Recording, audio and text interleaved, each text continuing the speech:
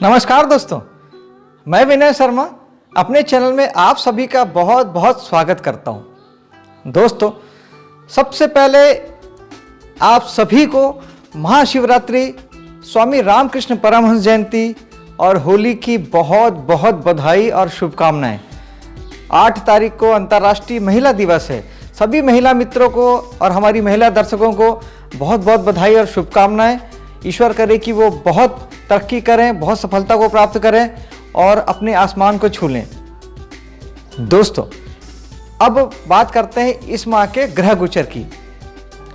सूर्य इस महीने कुंभ राशि में है और 14 तारीख को 2:29 में ये रात को मीन राशि में चले जाएंगे। यानी इस महीने वो 2 राशियों में रहेंगे, कुंभ राशि में और मीन राशि में। मंगल पूरे महीने मकर राशि में रहेंगे। बुध मकर राशि में शुरुआत जरूर करेंगे, लेकिन 5 तारीख को 9:55 सुबह कुंभ राशि में चले जाएंगे। 22 तारीख को यही बुध जो है ये सुबह 8:53 में मीन राशि में चले जाएंगे। यानी बुध इस महीने 3 राशियों में गोचर करेंगे दोस्तों। 5 तारीख तक मकर राशि में, 5 तारीख से 22 तारीख तक कुंभ राशि में और 22 तारीख से लेके मंथ एंड तक मीन राशि में। गुरु पूरे महीने कुंभ राशि में रहेंगे। शुक्र पूरे महीने मकर राशि में रहेंगे। महीने की आखिरी तारीख 31 को ये सुबह सुबह कुंभ राशि में चले जाएंगे। शनि पूरे महीने मकर राशि में ही रहने वाले हैं। राहु पूरे महीने वृषभ राशि में और केतु वृश्चिक राशि में रहने वाले हैं। मित्रों, ये था इस माह का हमारा ग्रह गोचर। आइए अब ये जानने की कोशिश करते हैं कि सिंह राशि वालों के लिए ये महीना क्या लेकर आया है। दोस्तों, सबसे पहले बात कर लेते हैं इस माह आपके व्यक्तित्व की।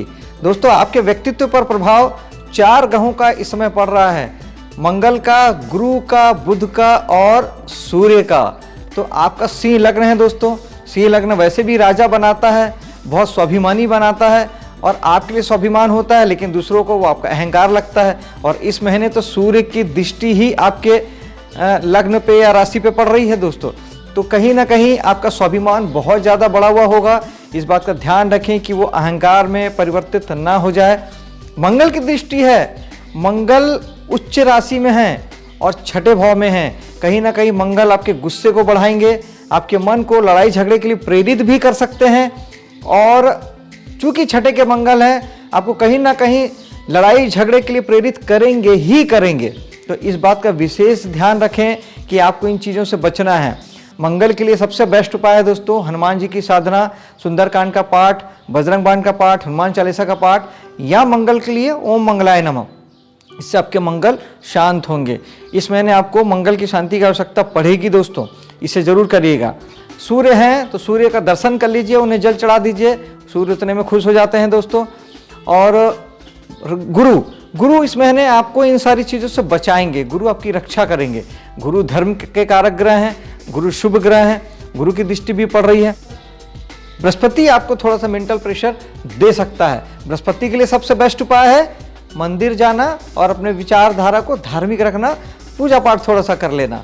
और बुध भी आपको प्रभाव डाल रहा है दोस्तों आपके व्यक्तित्व पर। तो बुध क्या करने वाले हैं? बुध आपको मार्च के महीने में धन कमाने की ओर प्रेरित करने वाले हैं, क्योंकि वो आपके धन भाव के स्वामी हैं और इधर आपके एकादश भाव लाभ, इच्छा पूर्ति और गेंस यहाँ के हैं और सोशल मीडिया के हैं। तो कहीं ना कहीं बुध आपको मार्च के महीने में आपको सोशल मीडिया अर्थात दोस्तों की ओर आपको प्रेरित कर सकते हैं, समाज सोसाइटी की ओर प्रेरित कर सकते हैं, पैसा कमाने के लिए आपको बहुत ज़्यादा प्रेरित कर सकते हैं। इस महीने आप हो सकता है कि पैसे कमाने को लेके ध्यान दें। इस महीने आपका पराक्रम और साहस बढ़ा हुआ रहेगा। शनि चाहते हैं कि आप अपने कामों को फुल फ्लैश में करें, ज़्यादा जिम्मेदारी से करें और अनुशासित रूप से करें। शनि हार्ड वर्किंग के कारक ग्रह हैं। 6ठे भाव में बैठ के आपके पराक्रम के भाव को देख रहे हैं, यानी आपको बहुत ज़्यादा मेहनत करने की आवश्यकता है। वैसे तो शनि मंगल शुभ होते हैं 6ठे भाव में, लेकिन फिर भी 6ठा भाव है। अगर आपके वहाँ के डोमेन में काम नहीं करते हैं तो आपको तकलीफ हो सकती है। इसलिए आपको इस महीने हार्ड वर्किंग रहना है।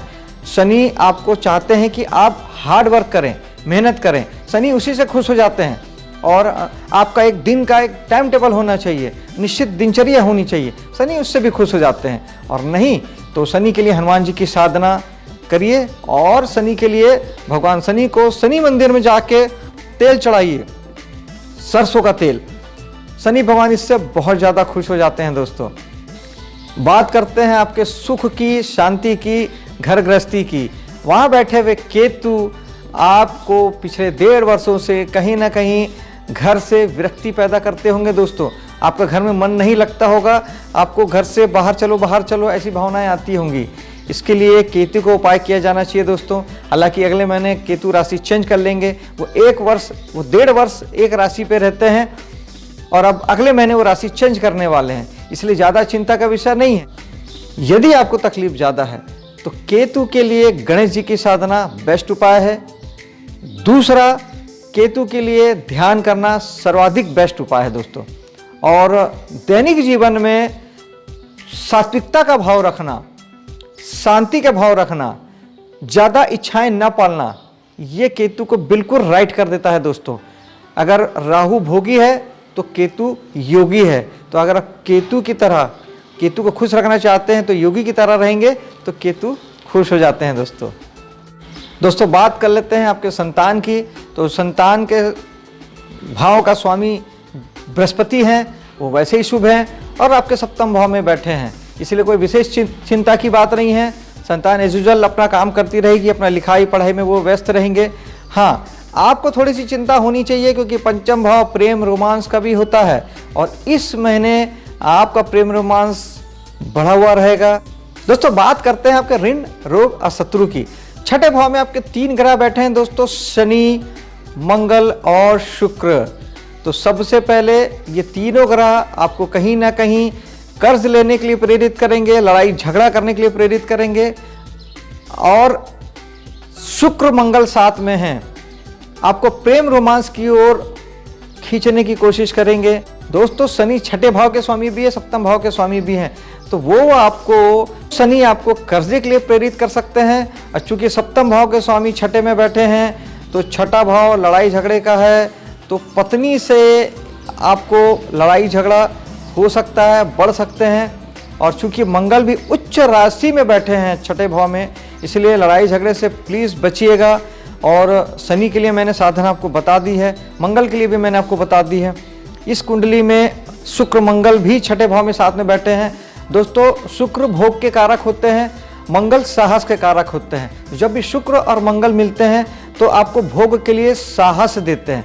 यहाँ तक भी बात कंट्रोल में रह सकती है अगर उसमें राहु की दृष्टि भी मिल जाती है, जो कि पड़ रही है अभी दोस्तों वर्तमान में, वो भी छठे भाव में। तो शुक्र मंगल और राहु मिलके एक अनैतिकता की ओर आपको लेके जाते हैं, आपके भोग को अनैतिकता की ओर लेके जाते हैं, जिसे आप चरित्र दोष कहते हैं, वो व्यवहार में उत्पन्न कर देते हैं।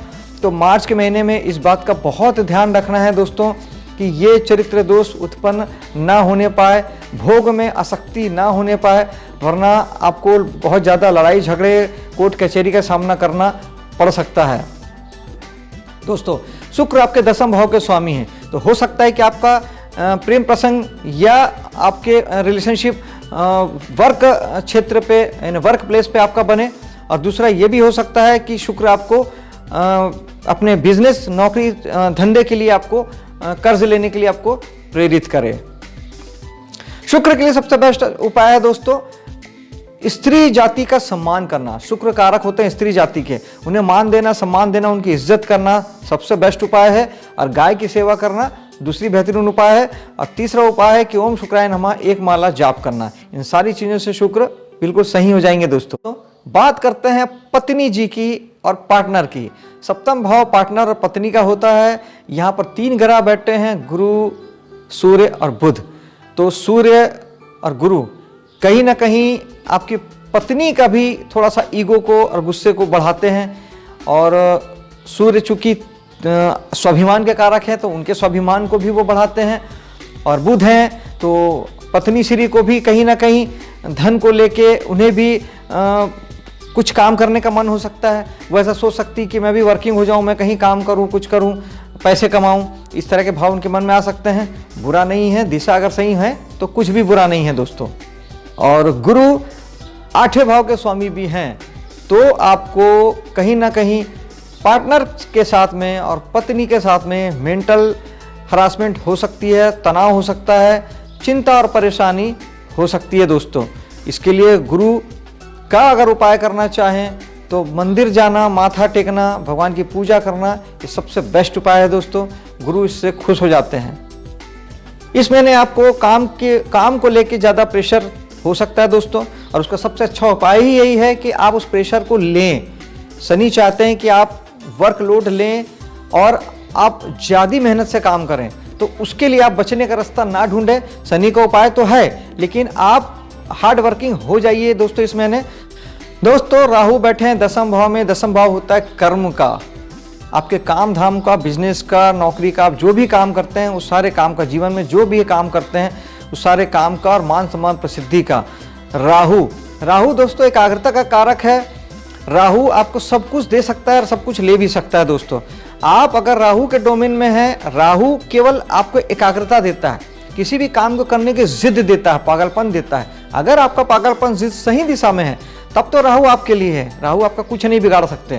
10वें भाव में राहु आपको काम के लिए प्रेरित कर रहे हैं, ज़्यादा से ज़्यादा काम करने को प्रेरित कर रहे हैं, मान सम्मान प्रसिद्धि की ओर जाने के लिए प्रेरित कर रहे हैं, शासन सत्ता से कुछ काम आप करें, बनाएं, उसके लिए प्रेरित कर रहे हैं, आप हार्ड वर्किंग हो जाएं, इसके लिए प्रेरित कर रहे हैं। ये सब आप काम करेंगे तो जीवन में बहुत उन्नति करेंगे।